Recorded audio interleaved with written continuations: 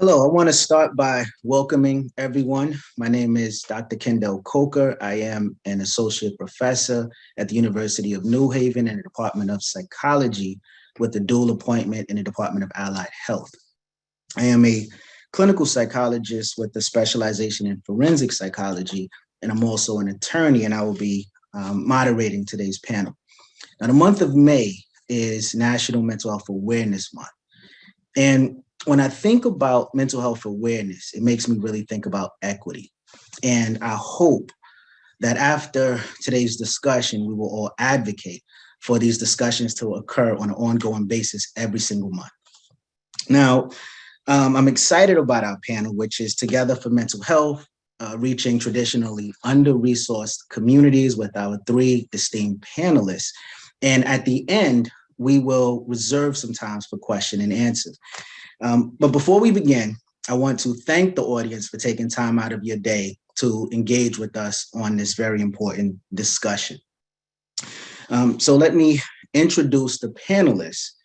Dr. Julianna Reese is an enrolled member of the Navajo Nation and a board-certified family medicine physician. She currently serves as the director of Healthy Tribes Program within the Center for Disease Control and Prevention's National Center for Chronic Disease Prevention Health Promotion Division of Population Health. Dr. Reese will be concentrating on the impact of CDC's Tribal Practices for Wellness in Indian Country project. Also, we'll next introduce Dr. Amelia Burke Garcia, who is the Director of Digital Strategy and Outreach at NORC, and is the project director for the How Right Now campaign, NORC.org, a research-based, culturally responsive communication initiative that delivers essential mental health resources to the people who need them most. Eric Windler is the co-founder of Jack.org. After losing his 18-year-old son, Jack, to suicide, Eric put aside his business interests and founded what will become the Canadian charity Jack.org in 2010. With over 75 staff members and 3,000 young leaders who volunteer in their programming, Jack.org is all about upstream, peer-to-peer mental health education and supporting youth voice for systems change. Now, more information about the panelists can be found on the website for the Global Alliance for Behavioral Health and Social Justice, and the link will be also placed in the chat box. To begin, I want to start off with a question, which I'm going to direct to the panelists.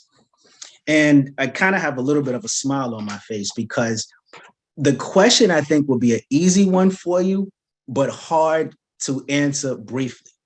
But I think this will allow the audience to learn a lot about who you are and why, and kind of frame this discussion. So can you tell us about the work that you do and why this work is so important? And any one of you can start.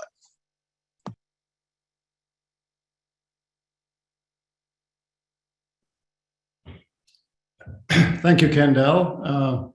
My name is Eric Windler, and as the non-doctor in the crowd, maybe I should go first. Thank you for that kind introduction and for hosting this wonderful panel, Kendall. As mentioned, I'm the founder and executive director of Jack.org, and 12 years later, I can speak unemotionally about this, but obviously we were devastated. We had no idea our son Jack was struggling. He was a stellar student in high school and was at first year university. And back in 2010, people weren't really talking about mental health. We believe that, not everybody in the audience will know, but 70% of the onset of mental illness is during what we call the transition years, these ages 15 to 24, when so much is going on in your life. You may be moving away for the first time, your body and mind are maturing, all these things are happening. And, when I went and visited his school and the residence dawn on his university residence floor and the students around him, they all saw that he was isolating. He wasn't going to class. In fact, he hadn't been going to class regularly for a period of several months. Yet when he came home at Christmas and at what we call Reading Week in February, he was not telling us anything. He was behaving normally, but obviously he was struggling for some time and probably was full of shame and stigma. And tragically, a police officer called us and had to come to our house and give us this horrible news. And as I said, I can speak unemotionally about it now. But as we picked ourselves up, surrounded by family and friends, I decided to really look into this and thought, we thought we were a fairly, happy and healthy and rather fortunate family. I come from fairly humble beginnings, but, I'd had a good career and so had my wife. And yet this happened to us. And as we started looking into it, we said, how can we make a difference? So Sandra and I made a significant donation to our National Crisis Line Kids Help Phone. Long story short, we did a 2-year pilot study. So we didn't just jump in and randomly start anything. We tried to find a gap in the system that we could fill. And what became clear in Canada is that young people were being left out of this important mental health conversation. So we created what we call a youth leadership, youth engagement model. And we tested that at Jack's University, reaching out to students all across the country in year 3. And then in the summer of 2013, we became an independent charity. And as Kendall said, fast forward to today, we actually have almost 80 staff and 3,000 youth who volunteer. I call them the varsity athletes of youth mental health. They're high school age and post-secondary age students who volunteer in our programs year round, and they really help us in our peer-to-peer mental health education work. So where we fit into the system is that upstream approach to reach and educate young people before they are in crisis. And that is so vital, in my opinion, and what we're hearing from the system or the lack thereof a system, because it has the benefit of letting young people build their own toolkit, so to speak, learn how to take care of themselves, learn when they need to reach out for support. And it also our work teaches them how to support one another. So briefly, we give what we call Jack Talks. These are peer-to-peer mental health education sessions. Each year we train and certify over 100 Jack Talk speakers all across the country, and they give these educational talks at schools and in communities. We have almost 200 Jack chapters. These are youth-led groups all across the country, again, in every province and territory. And they keep this conversation going in their community all year long and really, reach out to different parts of their community, put on events to really engage them about mental health, connect them to resources as necessary. And then we train our young leaders. So those 3,000 young people get offered up to go to local, regional, or national conferences that we call Jack Summits. And we're very pleased just in mid-March to be able to get back to a hybrid Jack Summit.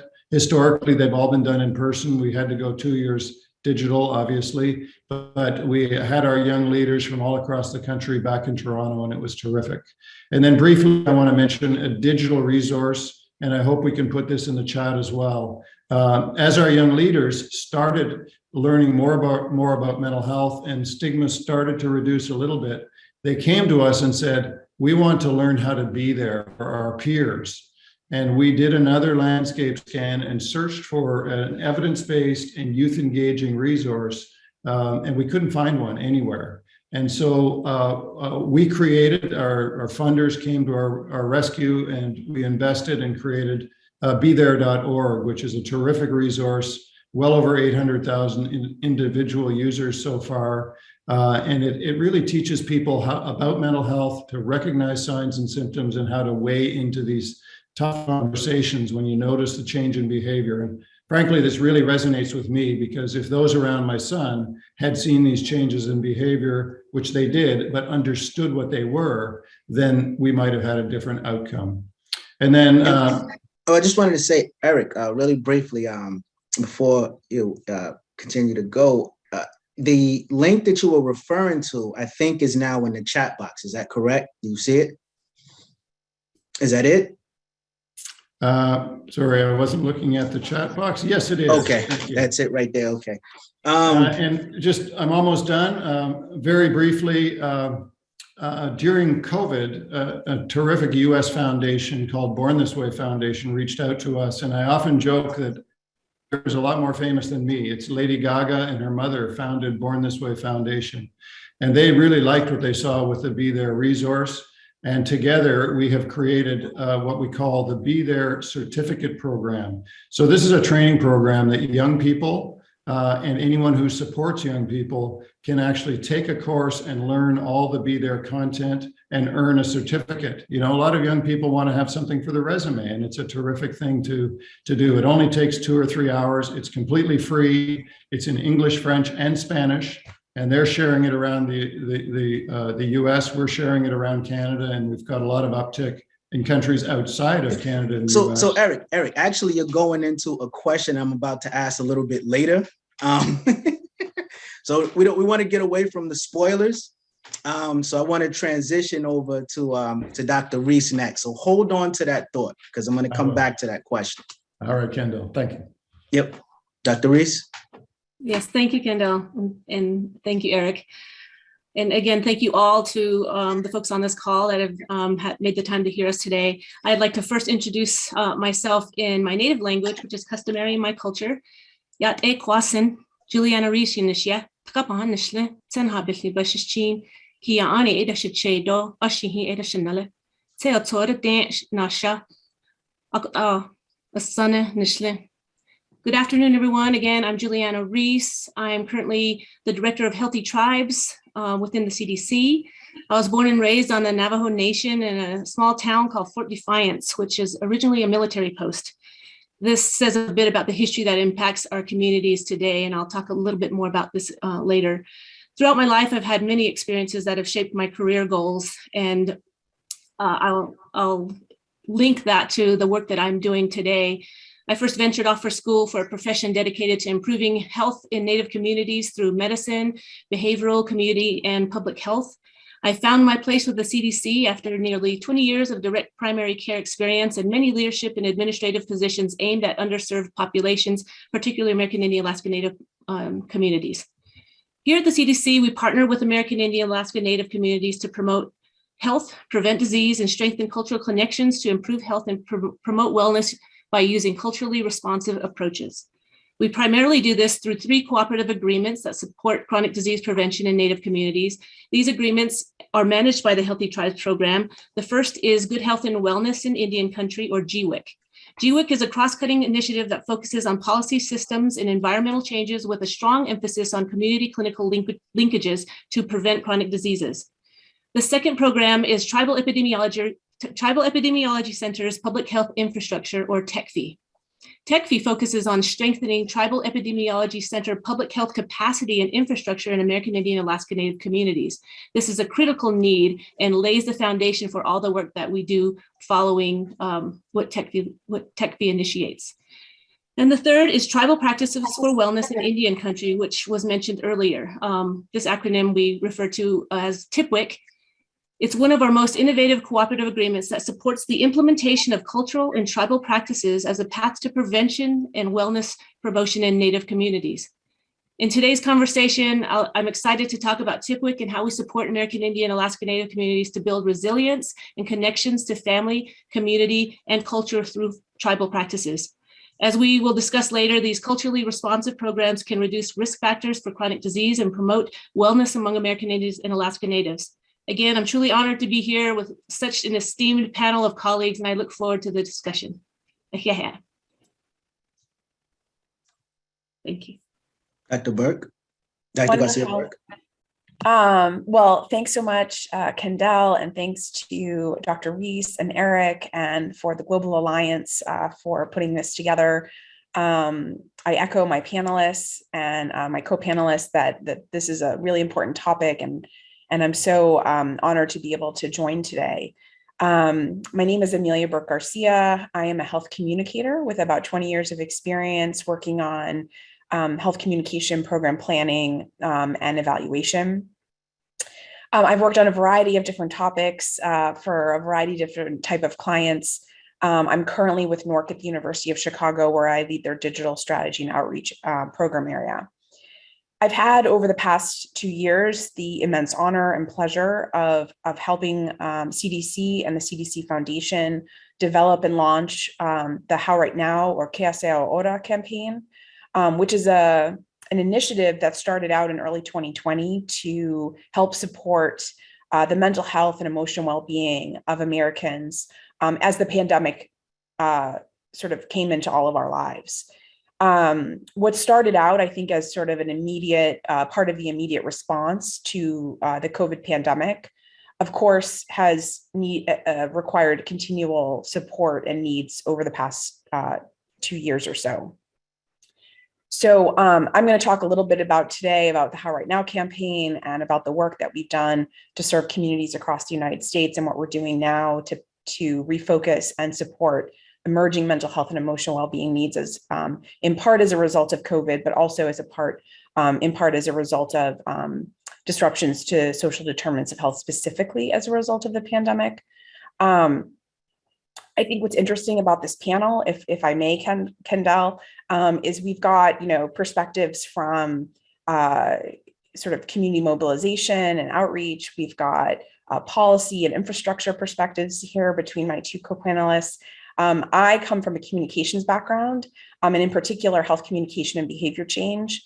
And so I'm really focused on leveraging the power of communication to help raise awareness around key issues, to help with destigmatization of certain issues that may be challenging for people to talk about, or may be health issues that they are experiencing for the first time in their lives.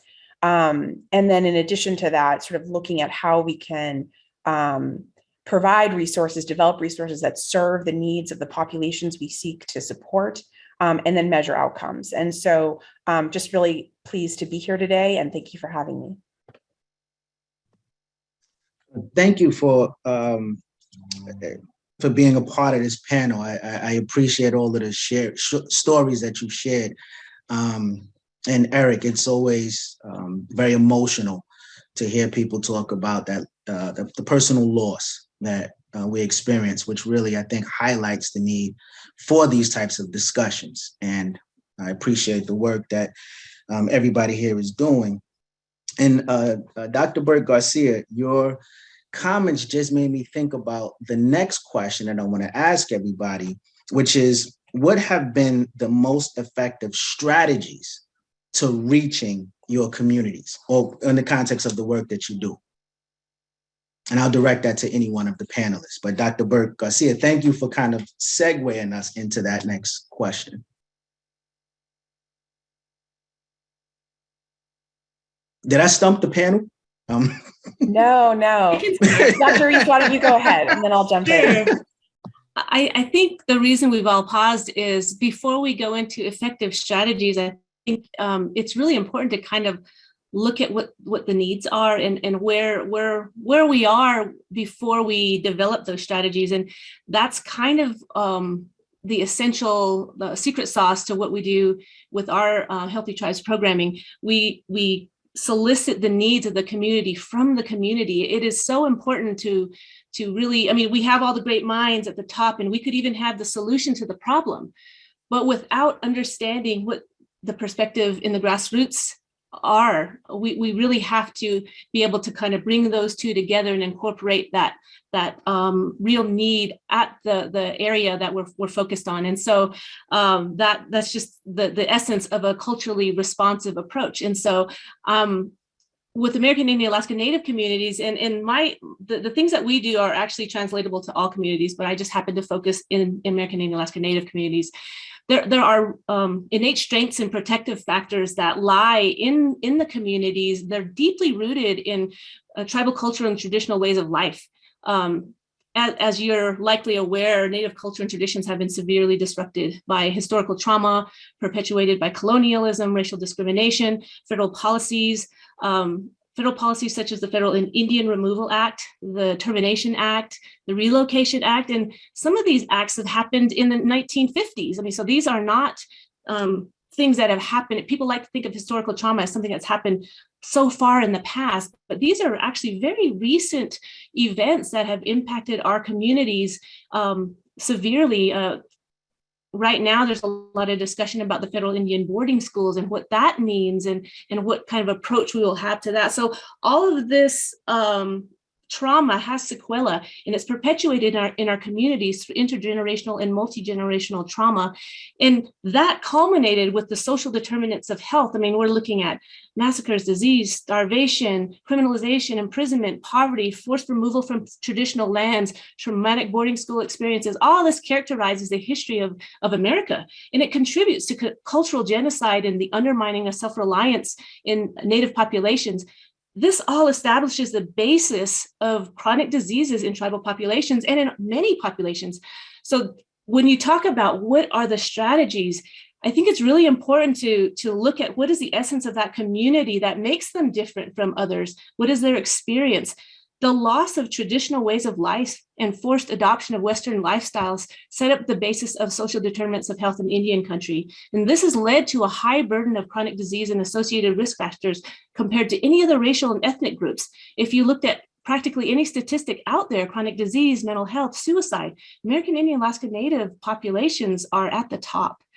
As a physician, I treated many patients struggling with chronic disease, depression, anxiety, substance use disorder, with all the medical advice and support and medication. The key ingredient is truly helping people find a connection to something.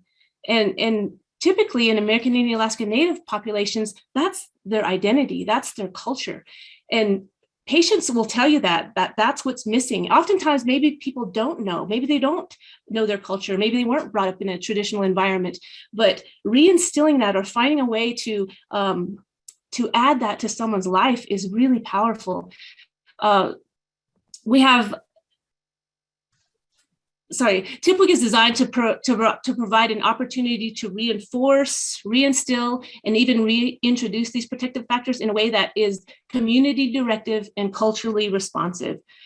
We know an essential need to achieve well-being is the ability to connect to culture, traditional values, and ways of life, but it's not enough to provide just a simple Western solution to this complex problem.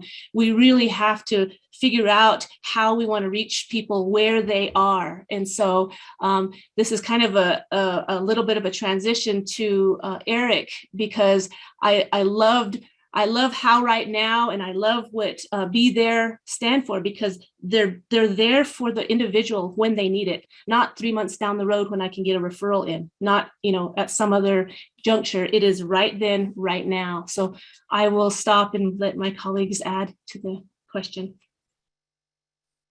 Yeah, Amelia, do you want to go or shall I jump in? This is a very diplomatic panel. I love it. Eric, you go first, and then I'll weigh in with my thoughts. Yeah. So, and first, to your point, and thank you for those kind words, Julianna. There are so many needs, and frankly, they are across the entire mental health sector, and especially to your point for underserved populations. We refer generically to that as Indigenous populations, but racialized populations.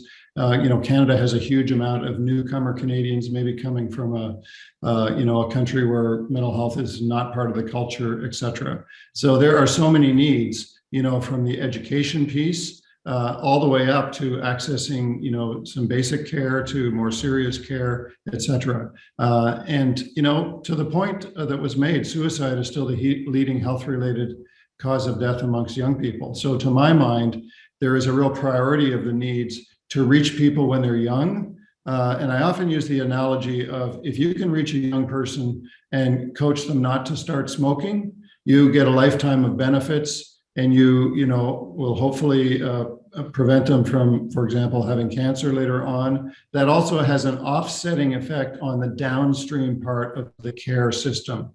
So we got into this area because we feel that upstream aspect is equally important to any of the aspects, and if somebody is suffering from very severe mental illness, obviously you need an accessible, you don't want to be on a wait list for 6 months, and that often happens, or you don't want to have services that you cannot afford. And I've supported so many people that when they're struggling, they don't have the ability to navigate the system. So you also need the general population to help those who are struggling navigate the system. We use the corny example here in Canada. We have a great Medicare system for physical health, not for mental health. But everyone in Canada knows if they break their leg, they know where to go, they can get a cast put on, and it won't cost them anything. That is simply not the case for mental health.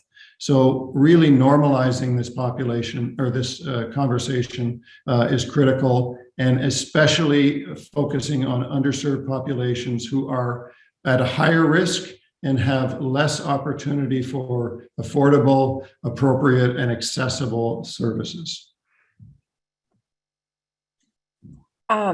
Great. Yeah. I mean, this is such a nice segue to sort of what I was thinking about in terms of the response to this, Kendall. Dr. Reese and Eric have set it up quite nicely. I think with how right now, the campaign has been around for about 2 years now, and we really set out to inform the development of this campaign based on what we heard from people and what they were needing at the time, right? So the formative work that was done to develop How Right Now happened in approximately May to July of 2020. So that was early days of stay-at-home measures, and then through some of the sort of early reopenings, at least here in the United States. And the findings were really reflective of those times, right, and of what people were going through. For many, they were experiencing loneliness and social isolation. There's a lot of fear. There's grief and worry. And for many people, they wanted to know specifically that they were not alone.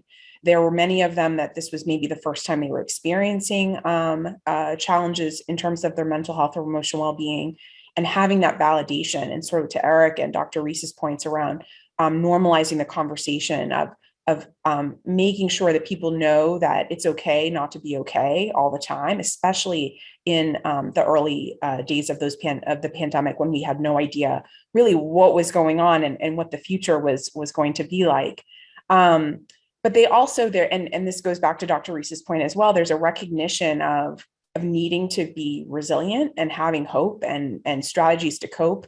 And so this idea of acknowledging people's experiences, what they've gone through, and then giving them actionable, low cost, low barrier to entry tools and resources that can help them in the immediate, I think is really powerful in terms of when we think about the urgency of mental health and emotional well-being needs and crises.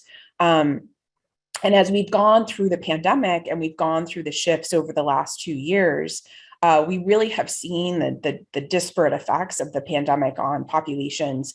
So not everyone has experienced this pandemic the same way. And in fact, of course, the data show that people of color and people sort of who are living on the lower end of the socioeconomic scale, they are the ones struggling the most. They are the ones who went into the pandemic already struggling, and the pandemic has just exacerbated many of those experiences. And so as How Right Now is refocusing to really address the needs of the communities that are suffering the most right now, what we're seeing is exactly what my co-panelists have shared, this idea of recognizing trauma, of not just talking about mental health in a bubble, and that it's connected to a lot of the things around us and a lot of the experiences that we have gone through in terms of how we live, work, and play. And I think that is really important to sort of be able to normalize, to sort of destigmatize this idea and to really call it, name it for what it is, that racism and structural barriers and trauma are part of what people have experienced. And until we start to sort of talk about this holistically, we're really going to struggle to address mental health as a need for populations here in the United States and likely globally. And that makes me think of a question that I think a lot of people wonder and find themselves asking. A lot of these problems are so structural, so deeply embedded into our culture, society, just have a very strong historical basis to them. We think about all the isms: racism, classism, lack of access, stigma. And with all of those problems, all of these structural barriers, what type of support is needed to actually start to break that down? And in the abstract, it sounds like these are just some things that we need to do. But it seems to have been very hard because we find ourselves having a lot of these same conversations. So what are the support systems or even steps that you all have done in order to start to break down these barriers? And you all have definitely spoke to that, but I think it's also thinking about, okay, now how do we also push against all of those historical structural systems in order to make this change happen? I can start the conversation again by a reference to TIPWIC, the Tribal Practices for Wellness in Indian Country. Really what TIPWIC is designed to do is instill the notion of tribal practices and cultural ways of life into a community. And this whole idea came from the tribal community. This was brought to our tribal advisory committee at the leadership level, and tribes were begging for this particular element to be added to all of the outreach and the funding and the support that was already being offered. Again, there are lots of programs out there that have been focused in kind of this Western medicine perspective, but none of them have ever really considered the traditional medicine element or the tribal cultural practices, and really being able to create scientific credibility for why culture is medicine and why culture equates to wellness is the essence of what we're trying to do. I mean, TIPWIC is proven to be one of the most innovative approaches to addressing health and wellness in American Indian and Alaska Native populations. We're wrapping up our first round of the cooperative agreement. That's approximately $5 million per year to 36 recipients.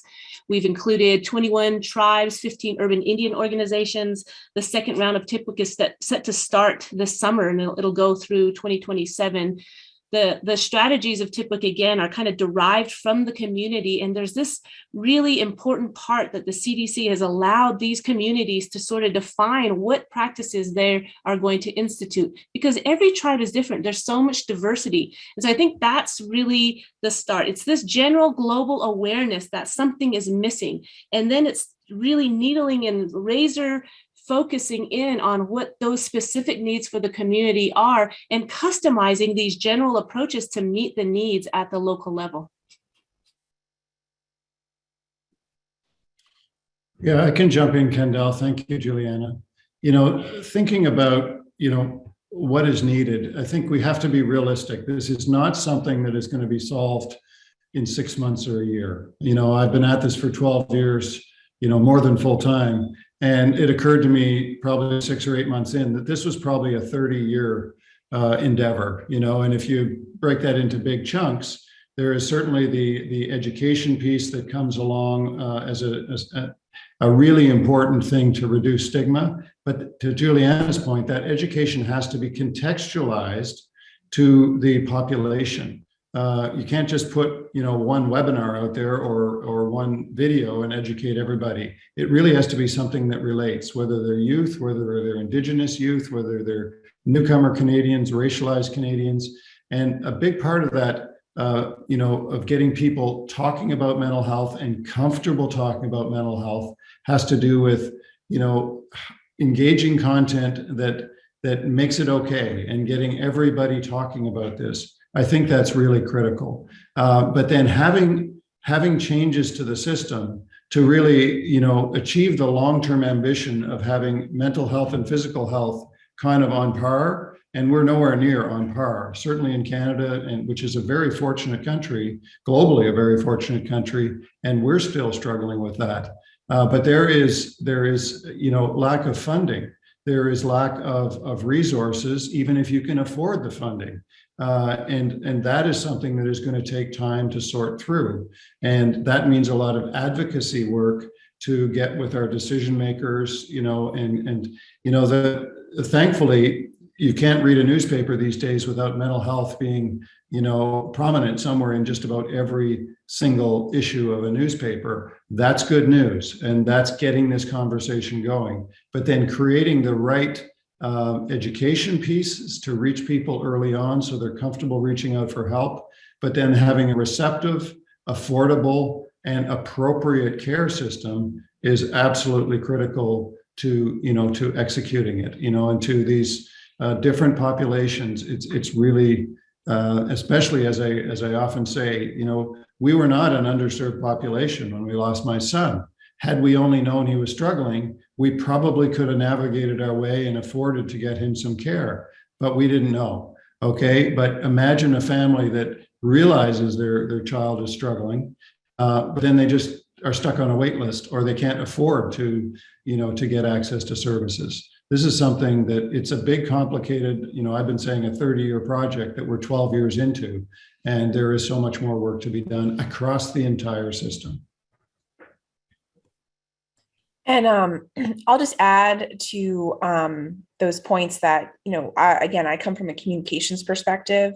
And I think sometimes we might take it for granted that the audiences that we seek to serve are involved in the development of the tools and the resources and the messages that go out to them, but they often are not. And so at a basic level, conducting audience research, asking people what it is that they need in order to make sure that what you're developing is appropriate is one, what you think of as a very simple step, but that many people and organizations skip for speed, right? And it's better to take a moment. I mean, when we were working in the early days of How Right Now, we had to move extremely quickly, but we did it, and we were able to do it, and we prioritized that as being really crucial to develop something that was going to be meaningful to the communities that we wanted to reach.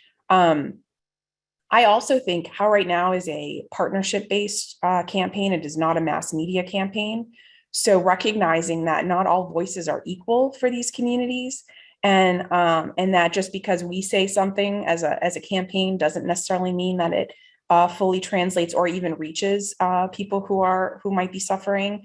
So really acknowledging the role of organizational partners, community-based partners, trusted voices, and especially trusted voices who may not be traditional. When you think of doctors or politicians, I mean, they're maybe important in some cases, but certainly those people who are on the ground living in the communities and can help bring your message to somebody, that's going to be very powerful.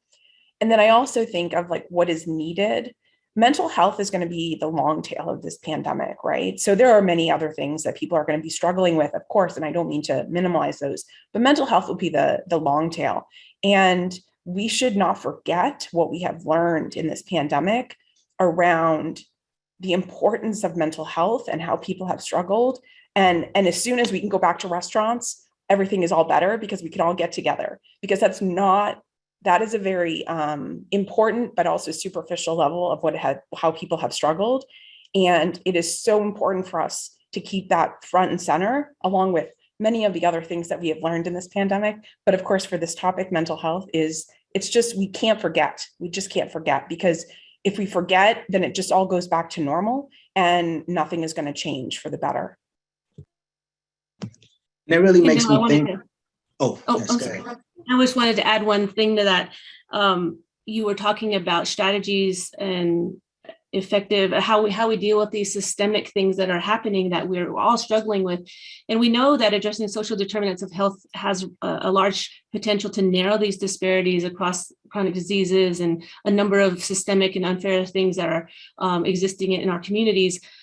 When you look at the work that we're doing with TIPWIC, we've taken those social determinants of health and dissected them down. And if you look at, just take one, for example, social connectedness, which is very important to emotional and mental health. From the work that we've done in TIPWIC, we've established that the notion of cultural connectedness equates with social connectedness, or is a component of that to some degree. And so really identifying what part of that community will allow them to be self-empowered. And empowering in one regard sounds sounds good, but when you have someone who's self-empowered, it's even better, because that comes from within. Those protective factors are already there. They already exist. They're not paternalistically given to you or taught to you from someone who is not connected to you in any way. This is something that you have within you. And when you engender that kind of a concept and that kind of an implementation approach, you really have sustainability. You really have that power for communities to lift themselves up, rather than being dependent on something else in a system that is not going to happen for six to 9 months. So that was just an additional thought. I was just going to say, I'm glad you jumped in before I did, because I could not have articulated anything as well as what you just had done. So thank you. So if I was to just throw out one simple question, actually, now that I think about it, none of my questions have been simple, but if you could sum up, where do we go from here? What would be that next step? And I know you have talked a little bit about this. And now if we can just kind of, that little bite-sized nugget, I will then tell everybody, okay, this is what I want you to know regarding what we're going to do next, or what we need to do next. What would that be? I don't mind starting there, Kendall. And again, there's so many things we have to do all across the sector and all across the population. I often talk about the mental health pyramid, so we have to absolutely reach young people and those who support them, and really the full population, but reach them all, and to the point that was made about, will a hidden blessing, you could argue, with the pandemic, that at least people are talking about mental health, and we just can't let that conversation go away. But at the bottom of this pyramid that I talk about, the mental health pyramid, we need to be reaching everybody in an upstream way before they're in crisis, to let them build their own toolkit that will help offset the downstream burden. And, I use the smoking analogy. That is just something that makes total sense to me. But as you move up the system, people need to know where to go. And there has to be appropriate resources. So a standard helpline may not work for an Indigenous community, or for somebody who doesn't speak, one of the common languages in the country. So there has to be some specialized services for those people. There's got to be navigation services that help families and young people know where to go. I was supporting back in October, one of my sisters struggles with her own mental health. And candidly, I'm not sure she would be here if I wasn't there to support her, because she was unable to get out of bed and even know where to go. I was able to navigate the system for her and get her something called ECT treatment, electroconvulsive therapy, which is known to be very effective for treatment-resistant depression. She didn't have a hope. She didn't know what that was. She didn't have a hope of even getting in to see that psychiatrist without help. But then as you move up the system, having that specialized, nuanced care for those that are really struggling is absolutely critical. But we cannot forget the importance of reaching the underserved populations. And I think, Julianna, the work you're doing is incredible. It's, I'll give an example back to the jack.org work. We give all these Jack talks, okay? But if we send a regular Caucasian male or female out to do a talk in an Indigenous community, guess what? It's not going to really resonate the same as if we have an Indigenous speaker going to that community and educating them with culturally relevant. So we're actually testing talks with young Indigenous speakers and an elder to really, bring that cultural relevant conversation to those type of communities. And that's one very important community, but there's lots of others that it's so important. So there has to be a multi-pronged strategy. And first and foremost, to Amelia's point, keeping this conversation going so we don't let the foot off the accelerator on keeping mental health front and center, because it is so important. And if you think about it, yes, we're losing far too many people to suicide, absolutely. But there is a huge percentage of our population that are kind of living a sub-optimized life because they are struggling. They're just, and COVID has exacerbated that for certain populations more than others, and youth is one of them. And it just makes sense. If you're stuck in a 300 square foot apartment and you're having to do everything remote and you can't see your friends and all this, your relationships aren't there, you can imagine the struggle people are going through. So we've got to attack this in a multi-pronged way, get to those decision makers who can help us. And there's the big advocacy work. And that's another big part of our work, is to train our young leaders to be effective advocates. So we really train a generation of young people who will not only help their offspring a lot more than they were helped when they were young, but will also advocate for, the political change that is needed to fund the system and then have the appropriate services done.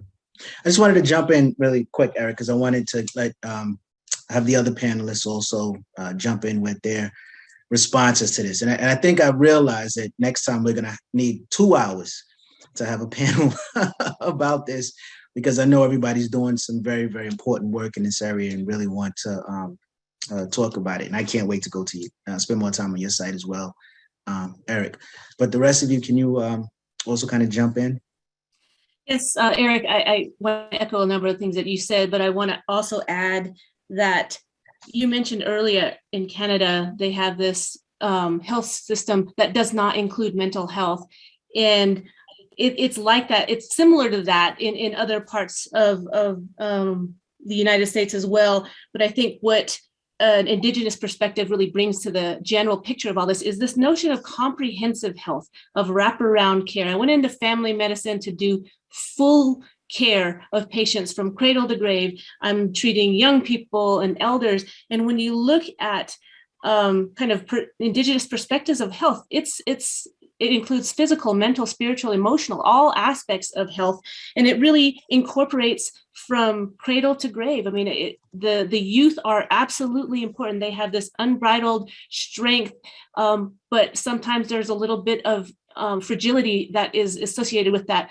On the flip side of that, you have your elders that have that stability with a different type of fragility that they're dealing with in their cycle of life. And so connecting youth to elders is key. I never am opposed to any youth focused programs, but in Indigenous communities, American Indian Alaska Natives communities, our elders are really, really important to the survival of our culture, of our language. And what the pandemic has done to so many tribal communities has been absolutely devastating. Not only have we had tremendous loss, but we've had tremendous loss to the protective factors, the resilience factors, the protectors of our language and our culture. And that is really devastating. So a program that allows people to reinvigorate and align with that type of connection is really important. So just wanted to add that. Additionally, the data.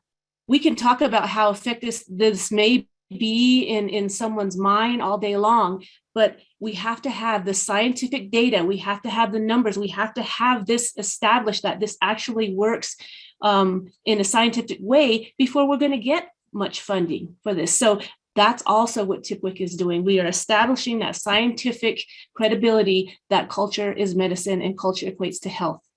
Go ahead, Amelia.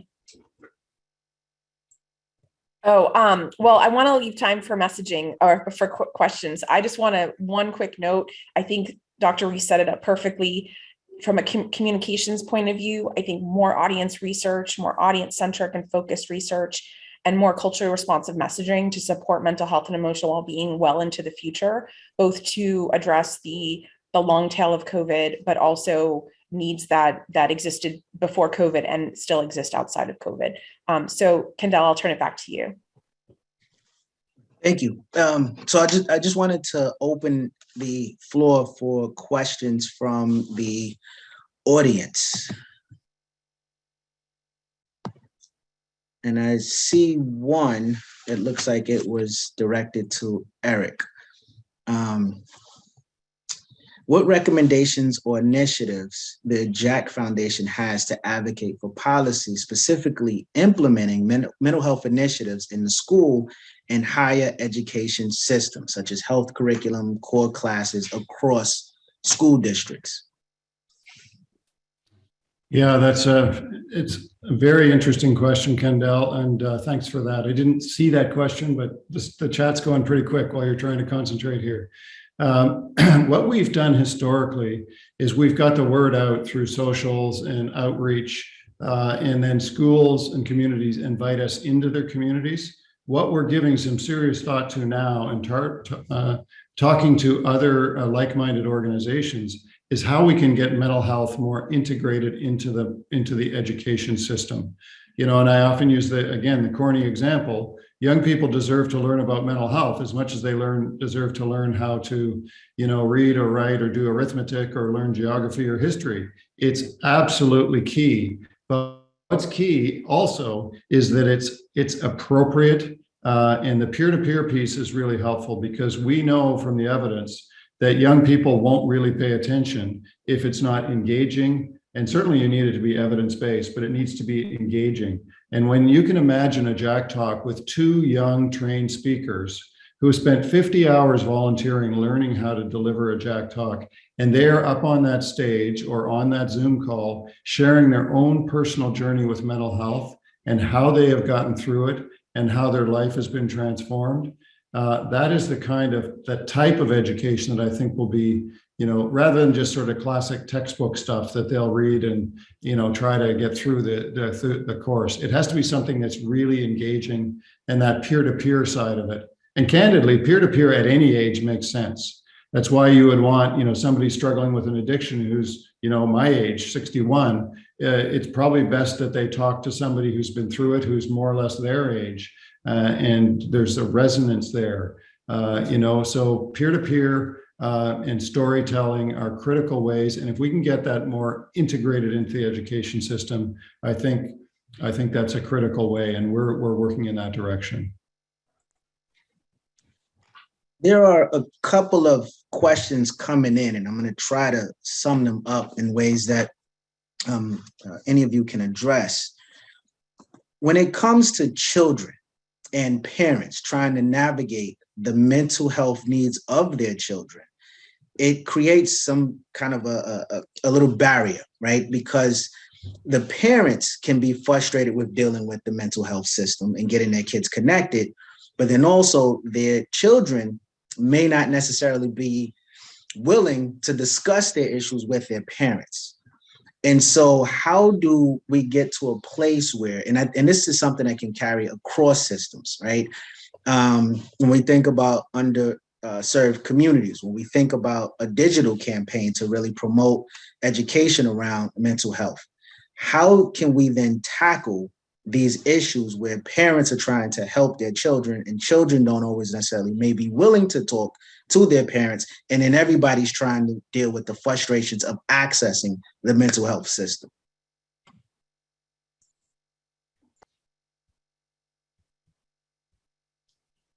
I think that's a complicated question. I mean, coming from a clinician perspective, all patients are sort of individual. And so there's some general themes that kind of go across that. It's a challenging thing. It's really based in rapport and trust.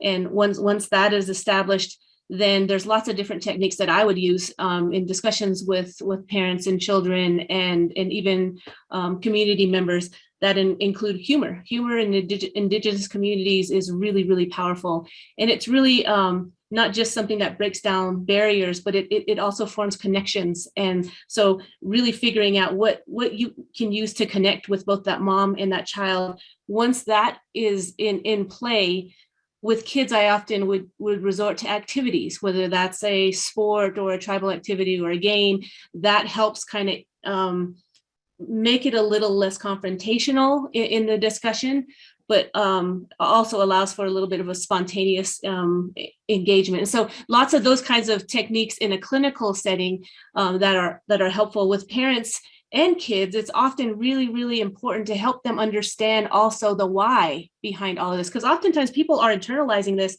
There's shame, there's guilt, there's embarrassment, there's this feeling that something's wrong with them and that they can't talk about that. And that all happens because of these institutionalized and systemic disparities and issues that we're all dealing with all the time.